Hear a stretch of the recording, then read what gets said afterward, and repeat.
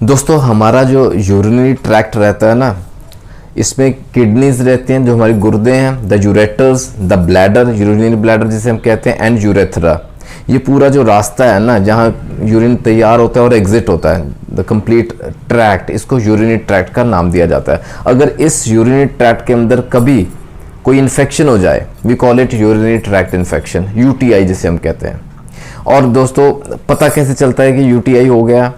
ये इधर कुछ लक्षण होते हैं। जब यूरिन पास करता है ना बंदा, तो उसको जलन होगी, बर्निंग हो सकती है, दर्द हो सकता है, यूरिन में पस आता है, यूरिन में खून भी आ सकता है, और ना क्लाउडी सा फोमी सा यूरिन भी हो सकता है, और बहुत strong smelling, offensive bad smell होती है यूरिन में ना, बहुत बास आती है फर्स्टली, ठीक है। एंड सेकेंडली कई बार ना फ्रीक्वेंसी बढ़ जाती है यूरिन पास करने की ना, अर्ज बहुत होती है, बार बार प्रेशर बनता है, यूरिन पास करने को जाने को होता है, यूरिन चाहे कम आए चाहे ज़्यादा आए, लेकिन अर्ज बहुत होती है। तो ये कुछ लक्षण है, आगे डिटेल में और लक्षणों की बात करेंगे। बेसिकली इसको हम यूरिनरी ट्रैक्ट इन्फेक्शन का नाम देते हैं। आज ये चर्चा क्यों कर रहा हूं आपके साथ दोस्तों, मिस्टर आसिफ महमूद जी की तरफ से बहुत इंपॉर्टेंट टॉपिक आया डिस्कशन का। यूटीआई की बात करें, पर्टिकुलरली द रिकरेंट यूटीआई। अब ये रिकरेंट यूटीआई क्या होता है उसकी बात करेंगे, और इसका होम्योपैथिक में हल ढूंढ के छोड़ेंगे आज। Because recurrent UTI is a very serious condition. ये बन सकती है सीरियस कंडीशन, इसको अगर प्रॉपर ट्रीट ना किया गया, नहीं तो सेप्टिसीमिया हो सकता है, सेप्सिस हो सकता है, it can take a serious form. ठीक है आसिफ जी, बहुत बहुत शुक्रिया आपका दोस्त, आपने बहुत इंपॉर्टेंट टॉपिक दिया आज की चर्चा के लिए। आइए बात करते हैं रिकरेंट यूटीआई किसे कहते हैं, क्या उसके लक्षण है, कौन सी इंपॉर्टेंट होम्योपैथिक दवाएं काम करती हैं यहाँ। और मैं आपको बात और यह बताऊं, महिलाओं में थोड़ा ज्यादा देखा गया ये रिकरेंट यूटीआई रहता है ना, उसका कारण डिस्कस करेंगे, थोड़ा बेसिक जानकारी लेंगे सिंपल भाषा में, सो हम सबको पता चले कि क्या है मसला, क्यों होता है। दोस्तों याद रखें 25 से 30% महिलाओं को ना ये जो यूटीआई की मैंने बात की आपको, ये ना हर 6 महीने में रिपीट होता है। हर 6 महीने बाद ये दोबारा आएंगे सिम्टम्स, नॉर्मल हो जाता है पेशेंट, लेकिन उसके बाद फिर सिम्टम्स आते हैं। इसको हम रिपीटेड यूटीआई बोलते हैं, या इसको बोलते हैं रिकरेंट यूटीआई। अब महिलाओं में ज्यादा होता है, ये मैं कहूंगा यहाँ की जरूरी नहीं है कि बिकॉज ऑफ पुअर हाइजीन हो रहा है, इसका कारण ढूंढेंगे क्यों होता है, वो डिस्कस करता हूं, मैं आपके सामने रखता हूं। हर बार पुअर हाइजीन कारण नहीं रहता कि सफाई नहीं रख रही महिला या गंदगी है उसमें, तो उस वजह से हो रहा है। लेकिन कुछ ऐसा भी नहीं है कि महिला ने कुछ ऐसा कर दिया जिस वजह से ये बार बार हो रहा है यूटीआई। लेकिन क्या कारण है, क्यों होता है रिकरेंट यूटीआई, ये थोड़ा समझें दोस्तों। ये जो इन्फेक्शंस है ना, दे आर यूजुअली ज्यादातर दे आर कॉज्ड बाय, उसका कारण क्या होता है, एक बैक्टीरिया जिसका नाम है ई कोलाई, एस्चेरिशिया कोलाई, आपने कहीं ना कहीं सुना होगा। ये बेसिकली बैक्टीरिया जो है ना हमारे गट में रहता है, हमारे इंटेस्टाइन्स में रहता है, और स्टूल के साथ ये बाहर एग्जिट होता है, ये बाहर निकलता है। और किसी कारण से अगर ये रेक्टल एरिया से, यानी कि जब स्टूल पास करते हैं उस वजह से, या ड्यूरिंग अदरवाइज वो रेक्टल एरिया से अगर यूरेथ्रा के अंदर एंटर कर जाए, तो इट कैन कॉज इन्फेक्शन, ये यूटीआई कॉज कर सकता है। और एक बात और ऐड करूं, महिलाओं में ज्यादा रहता है, because some women are more prone to UTI, recurrent UTI. मैंने जैसे कहा ना कि ये कोई किसी महिला की गलती की वजह से या पूरा हाइजीन की वजह से नहीं होता, कई महिलाएं ना they are more prone to UTIs, वो भी मैं बताऊं क्यों। तो रिस्क फैक्टर्स जो है ना they vary with age. For example महिलाओं में ना, since they are more prone, उनकी बात करते हैं बिफोर मिनोपॉज सेट्स इन, तो उनमें ना ये जो बैक्टीरिया की मात्रा है ना वो ब्लैडर के अंदर बढ़ जाती है, स्पेशली ड्यूरिंग इंटरकोर्स। इसलिए ना इट इज ऑलवेज एडवाइज्ड, उन्हें ये सलाह दी जाती है कि हमेशा यूरिन पास किया करें after the intercourse, so that ये जो बैक्टीरिया है इट गेट्स फ्लश्ड आउट, ये बॉडी से बाहर निकले।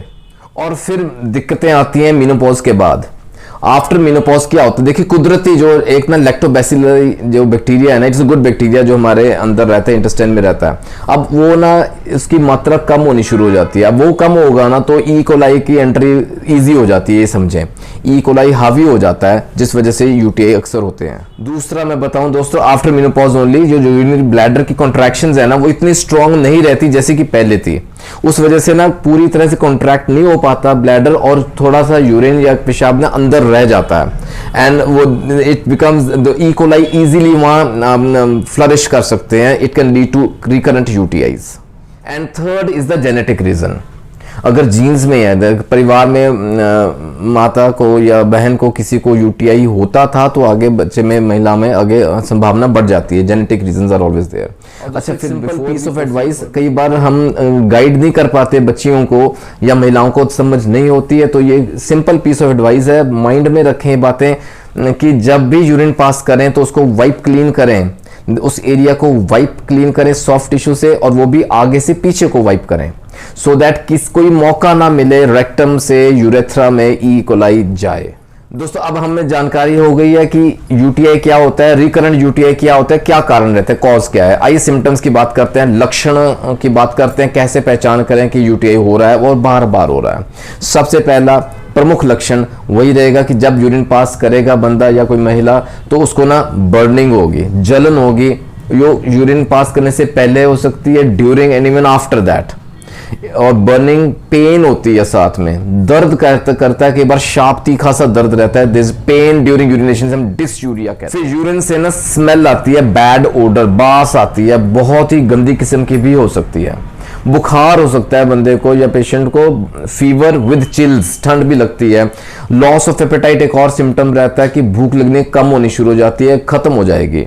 नौजिया होता है, घबराहट होती है, उल्टी आने का मन करता है, और कई केसेस में तो वॉमिटिंग्स भी हो जाती हैं, लग जाती हैं, उल्टियां भी आ जाती हैं, right. And then very important symptom is low back pain, जो पीछे का नीचे का हिस्सा रहता है स्पाइन का, वहां दर्द करेगा, हैवीनेस रहती है, एंड डिस्कम्फर्ट जिसे हम बोलते हैं, डिस्कम्फर्ट तो रहता है, and even the low belly pain भी रहता है, एब्डोमेन के निचले हिस्से में दर्द करेगा, वजन पड़ता रहेगा। महिलाओं में अक्सर ये सिम्टम देखने में आता है, जो रिकरेंट यूटीआई है उसमें ही सब आता है। इसका हल क्या है? अब रिकरेंट यूटीआई के सिम्टम्स आ रहे हैं तो क्या करें?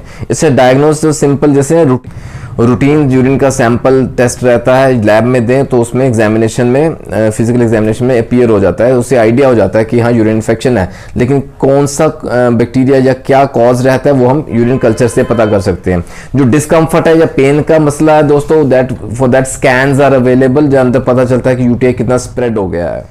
तो इसका हल क्या है? देखे, what we should look into is dos and don'ts में देखिए, spicy and deep fried food avoid करें, मसालेदार खाना अवॉइड करें, और पानी ज्यादा पिएं, drink plenty of fluids, liquid ज्यादा लें, पानी ज्यादा मात्रा में लें, सेवन करें, क्योंकि उससे ना फ्लश आउट होगा, यूरिन ज्यादा बनेगा, the bacteria will be flushed out, ठीक है, राहत मिलती है। Second is cranberry juice. Cranberry juice कुछ हद तक हमें मदद पहुंचाता है, अगर रिकरेंट यूटीआई है ना तो उसको रेगुलर सेवन करें, क्रैनबेरी जूस यूज कर सकते हैं। आइए दोस्तों बात करते हैं टॉप की 5 होम्योपैथिक दवाएं आपके सामने रखता हूं जो कि ना रिकरेंट यूटीआई में हमारी मदद करती हैं। The very first medicine, very important, the primary medicine we can say is cantharis. Cantharis एक बहुत ही शानदार दवा है, बहुत अच्छे इसके रिजल्ट्स हैं, सिम्टम्स मैच करते हैं तो जस्ट कपल ऑफ डोजेस से राहत मिलनी शुरू हो जाती है। कैंथेरिस के पेशेंट को ना बर्निंग का सिम्टम बहुत रहता है। फर्स्ट ऑफ ऑल बर्निंग रहेगी, जलन महसूस करता है पेशेंट, और हर बार करेगा जब यूरिन पास करने जाएगा पेशेंट तो उसको शुरू से ड्यूरिंग यूरिनेशन और अंत में आके इवन आफ्टर यूरिनेशन जलन होती रहती है काफी देर तक। Very important symptom. Second important symptom जहां हम कैंथेरिस दे सकते हैं दोस्तों, दैट इज फ्रीक्वेंसी बहुत ज्यादा होती है, यानी कि यूरिन पास करने की ना अर्ज बहुत होती है, इतनी ज्यादा अर्ज होती है कि I should use the word constant अर्ज। हर समय उसको ना लगता है कि यूरिन पास करने का प्रेशर बन रहा है, इतनी अर्ज रहती है, द लेडी और the patient has to rush to the washroom, वहां कैंथेरिस काम आती है। रिकरेंट यूटीआई के सिम्टम्स रहते हैं, कैंथेरिस 30C दिन में 2 से 3 बार दे सकते हैं। दोस्तों दूसरी इंपॉर्टेंट दवा है सारसापारेला। सारसापारेला अगेन यूटीआई में बहुत अच्छा रोल है इसका। इसके प्रमुख सिम्टम्स लक्षण क्या रहते हैं? देयर इज इंटेंस बर्निंग, और वो भी ना जब यूरिन एंड में आता है, like at the close of urination, अंत में जाके जब लास्ट कुछ ड्रॉप्स यूरिन के पास करता है बंदा या पेशेंट, तो उसको बहुत इंटेंस, बहुत ज्यादा जलन, बर्निंग होती है विद सीवियर पेन। ये 2 सिम्टम्स बहुत इंपॉर्टेंट है। बहुत सख्त, बहुत भयंकर दर्द भी रहता है उस समय, फ्रीक्वेंसी ज्यादा रहती है, और यूरिन के अंदर जब एग्जामिनेशन करवाते हैं फिजिकल लैब में तो उसके अंदर पस के सेल्स दिखते हैं, epithelial cells are there, pus cells are there, blood भी आ सकता है। यहां सारसापारेला का रोल इंपॉर्टेंट है। 30C 200C भी दे सकते हैं depending on the severity of the condition, 2 से 3 बार दें। दोस्तों तीसरी बहुत महत्वपूर्ण दवा है सीपिया।